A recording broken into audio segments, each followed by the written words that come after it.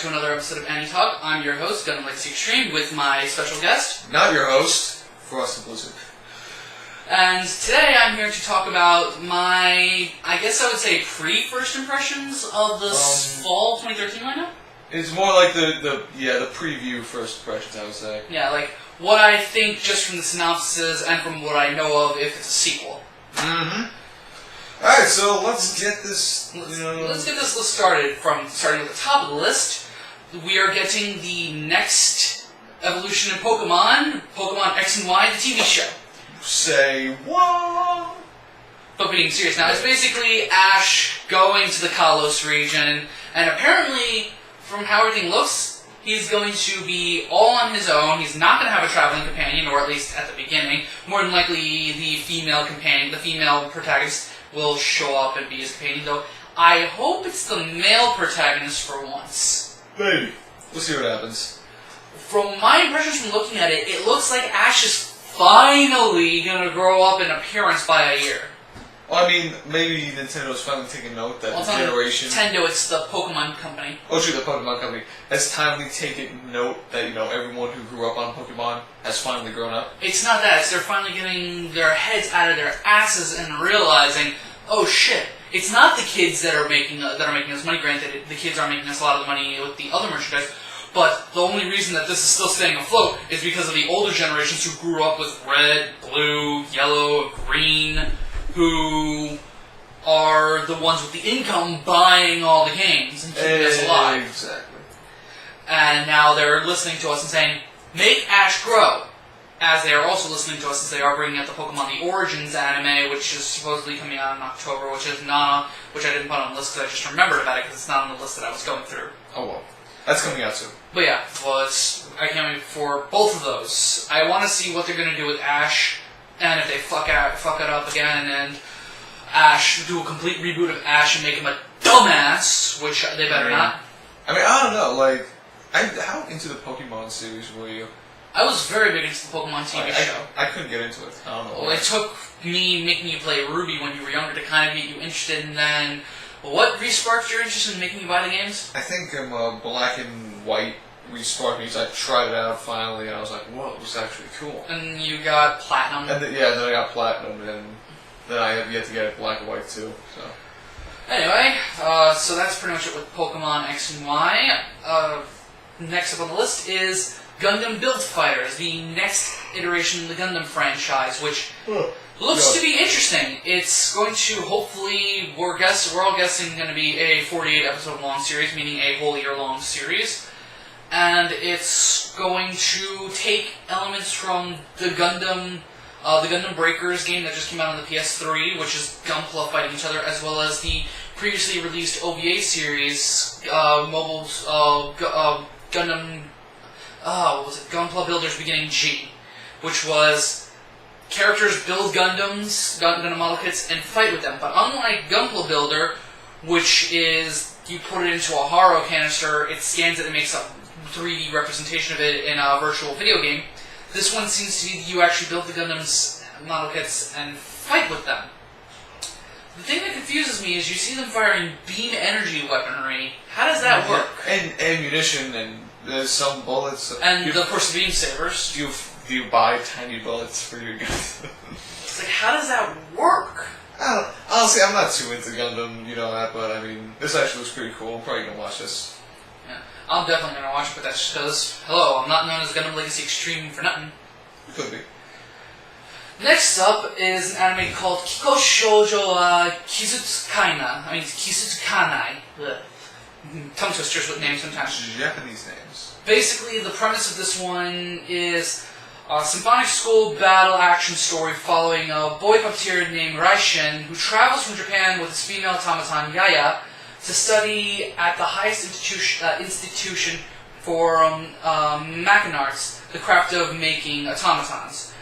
A combat tournament at the Walpurgis Royal Academy in England determines the top puppeteer, or the Mao. Basically, the story, it revolves around Raishin, because I've been reading the manga for this. Raishin is basically out for revenge because another puppeteer who's at that school killed his sister. Well, brace yourselves. The animation for it looks interesting. I haven't seen a trailer for it yet. Should have. But I've seen images from the animation, and again, I've read the manga, so I know the art style, which looks pretty cool. Granted, manga art style to anime art style, typically they try to stay close to it, but they never get it 100% down. Yeah. Next up is another anime called Kill la Kill. The story centers around two fiercely fighting schoolgirls, Ryuko Motai and Satsuki Kiryuin, on a campus ruled by force. A transfer student wielding a Basami sword brings about upheaval. I haven't read the manga for this one, but going by a trailer I just saw for it, it looks pretty interesting. The animation company has also done the hit underground anime Little Witch Academia, which I need to finish watching that. So stay tuned for that. Going by the trailer, what did you think from looking at it? From a not as much anime fan standpoint, the storyline doesn't exactly seem to like grab me. I mean, it's very vague. It's very random. Well, it's just a little synopsis, like, no full information. Yeah, but it's really weird. I mean, when you looked at the trailer, though, what did you think from the trailer? I think it seemed pretty cliche to me, and that's the one thing I hate. I hate holy crap cliches. It's like. Next up is a sequel to a slightly older anime. I say slightly older because I believe it came out in 2010 or 2011. Freezing Vibration. Basically, it's more freezing. Girls fighting, clothing get completely ripped off, gore galore as they get mutilated but somehow get regenerated. Interesting. Yes. Moving on. Continuing on, this one's an anime called Log Horizon. Before you say anything, let me give the synopsis, which, brace yourselves, people. The story begins with 30,000 Japanese gamers. When 30,000 Japanese gamers are trapped in a fantasy online game world, Elder Tale. What was once a sword and sorcery world is now the real world. The main lead, Shiroe, attempts to survive with his old friend, Naotsugu, and the beautiful assassin, Akatsuki. Holy copyright infringement! So let's just rename this anime to not Sword Art Online. Yes. That's a good anime. And it seems they tried really hard to like one-up Sword Art in every department. In Sword Art, 10,000 gamers were trapped. In Log Horizon, 30,000 are trapped. In Sword Art, it was only a sword and skill game. In this, it's sword and sorcery. Oh wait, didn't Alfheim do that? Say what? Also, let's not forget that. What else was I? Oh, I completely forgot what was it. Also, in like the picture, there's like little fox people and all kinds of random things. So what was the thing that Sword Art didn't have? I'm talking about the first season. It was basically the first season. It was all the characters were human. So all the characters in this, you got some animals and animal people and elves and holy balls! So, Die Hack GU. Say what? Which Sword Art Online kind of made me think of when I was reading the synopsis for Sword Art Online. It made me think of the second game for .hack GU, where Ida trapped thousands of players in the game for the first hour of the game, story. The only real thing that this could have over Sword Art? Over Sword Art is that the problem is with the second season of Sword Art, a lot of the tension was gone, even though he was still trying to find Asuna. You have to admit, the permadeath feature was taken out completely, and it kind of turned into people taking the video game really too hard. In this, the only thing that would trump over Sword Art is being able to keep that tension for longer, depending on how they do it. Well, it's going to be a 12-episode long series, more than likely. It is? Yeah, more than likely. Okay, never mind then. And so it's going to be 12 episodes, 13 at most. So the only other thing they could do better would be to focus a little bit more on the other characters, not just Kirito and what's going on in the world. Because I was thinking, it's 1 minute it's like, whoa, this is actually how life in society would be if they were trapped in a video game, and then all of a sudden it's CSI Sword Art Online. The one thing Sword Art Online has over this is that this isn't going to be forcing people to take on their real persona, their real appearances, which Sword Art did, which was funny as hell. It was. But I mean, well, whatever happens. Anyway, we stayed on this one for a little too long, but that's because we had a lot to talk about in this one. I suspect. It especially burns for me because I am a huge Sword Art Online fan, having watched the anime 4 times now. And read the manga, read the novels, started reading the novels. Anyway, moving on.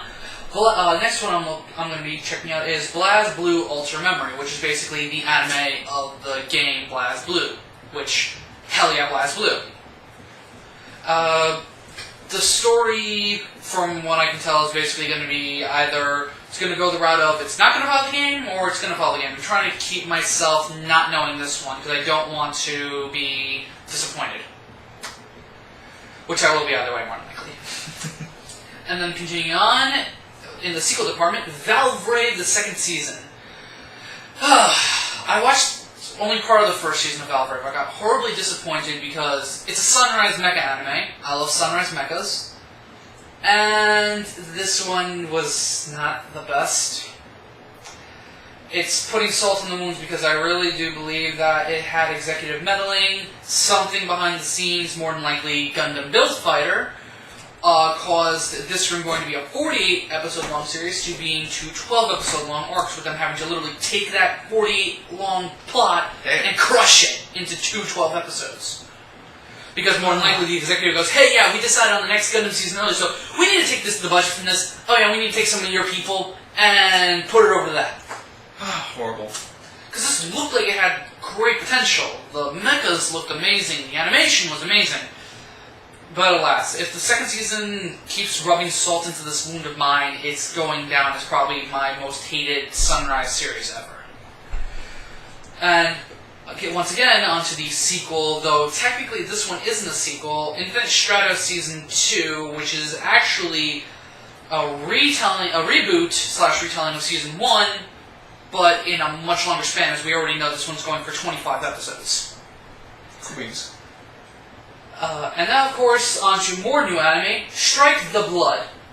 The school action fantasy story of Strike the Blood revolves around Kojo Akatsuki, a boy deemed to be the world's most powerful vampire, once thought to only exist in legends and lore, and Yukina Hirameki, a girl entrusted with watching over the vampire and, if needed, hunting him down.